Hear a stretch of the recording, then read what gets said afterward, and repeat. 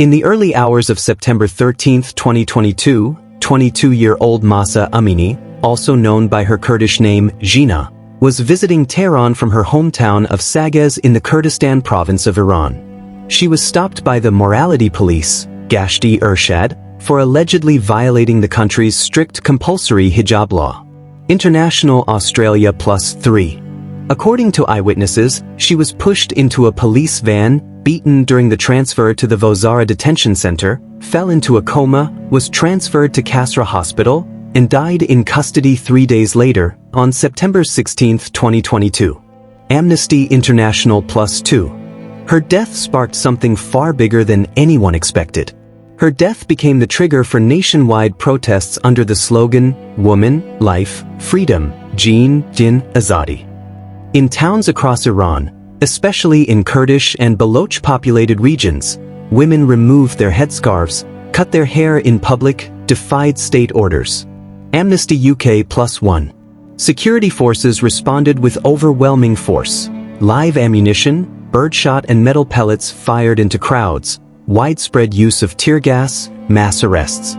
For example, in the days of 19 to 20 September 2022, multiple fatalities occurred in the provinces of Kurdistan, Kermanshah and West Azerbaijan during protests. Amnesty International +1.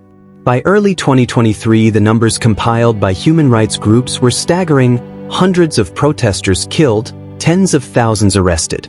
Wikipedia +1. The regime's response did not stop at the streets. It included blanket internet and social media shutdowns in many cities. Al Jazeera. Executions and death sentences handed down to protesters. For example, in December 2022, the first known execution of a protester in relation to the Amini protests, Mohsen Shikari, occurred. Wikipedia +1. The systematic targeting of women and girls. Forced hijab rules tightened, students compelled to sign pledges not to protest, ethnic minority victims disproportionately affected.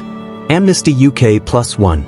A UN-mandated fact-finding mission released a report in March 2024 concluding that Amini's death was unlawful and caused by physical violence in custody, and that the subsequent crackdown may constitute crimes against humanity.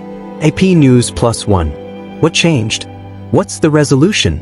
So, was there a resolution? In short, no sweeping justice, no major structural reform. The Iranian authorities announced investigations into Amini's death, but the investigations were criticized by human rights groups as neither independent nor impartial. They were handled internally by the Ministry of Interior. Amnesty UK +1. Many of the protesters' demands, end of compulsory hijab, disbanding the morality police, accountability for killings, have not been met. Instead, repression intensified. Amnesty UK +1. On the global front, the US sanctioned the morality police and certain Iranian officials in September 2022. Al Jazeera. On the anniversary of Amini's death, Iranian authorities cracked down further on her family and on commemorations, blocking access to her gravesite. Amnesty International. Thus, the matter remains largely unresolved. The authoritarian structures remain intact, while the movement has shifted to quieter, continuing resistance. Because here is the story of a young woman whose death unlocked latent dissent, a government that refused transparency, and a population forced to choose between obedience and bravery. The headline is not just about what happened, but about what remains undone. The control of women's bodies and freedoms remains a front line in Iran, and the world is watching. In many ways, the revolution continues, not in mass marches, though they happened, but in every scarf removed, every head held high, every voice that says, enough. If nothing else was resolved, the truth remains the weapon. And the story is far from over. This is the truth behind the silence.